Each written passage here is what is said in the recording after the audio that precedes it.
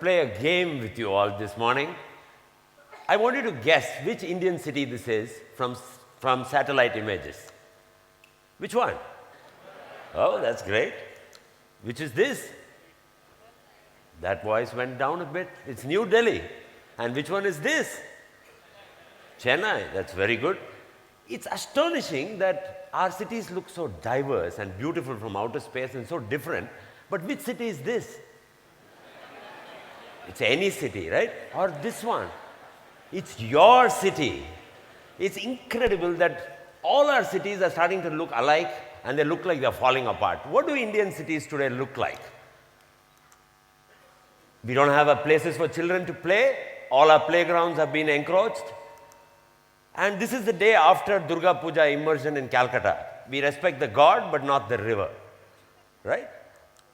This is what passes for affordable housing in India. This is a photograph from Bombay where you have housing built by people themselves next to railway tracks and the children have to jump out of the way whenever the train passes. And there is a huge amount of conflicted mobility. We have a widest variety of vehicles of any country on the road at any time.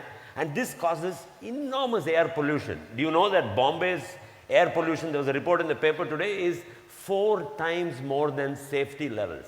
And you're all breathing that air. What are you going to do about it? Finally, I don't have to say this, but every government which comes into power anywhere in India immediately undoes any of the good work that the earlier government has done. Right? And we are not at all used to seeing a consistent public policy in urban spaces.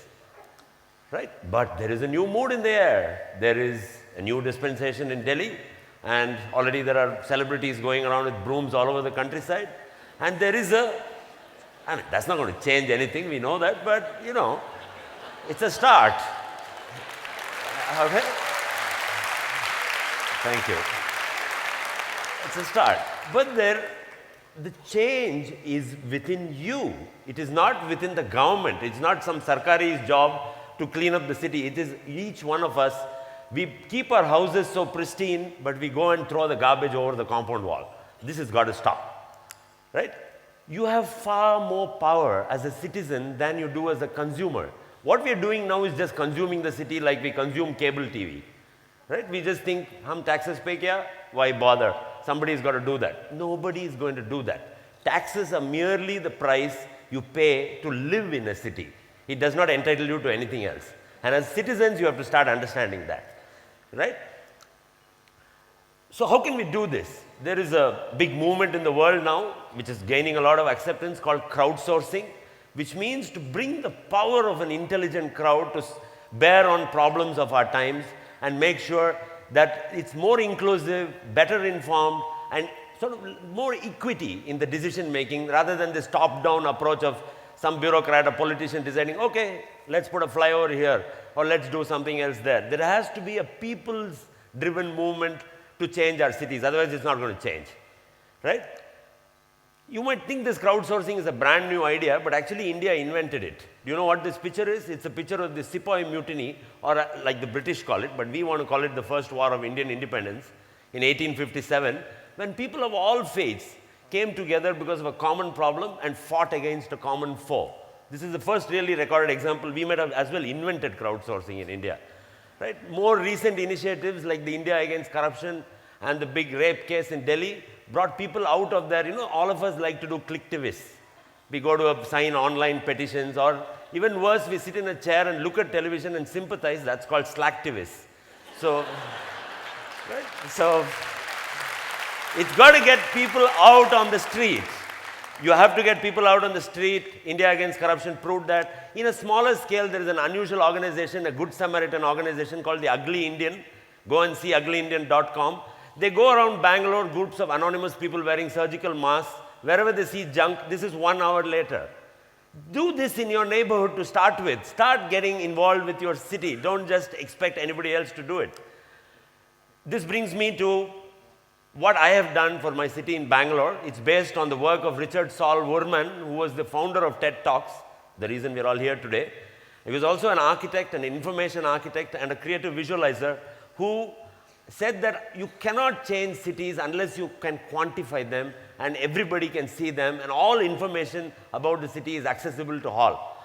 If I ask you today and you see a pothole outside your house and I say, who are you going to call? None of you know the phone number.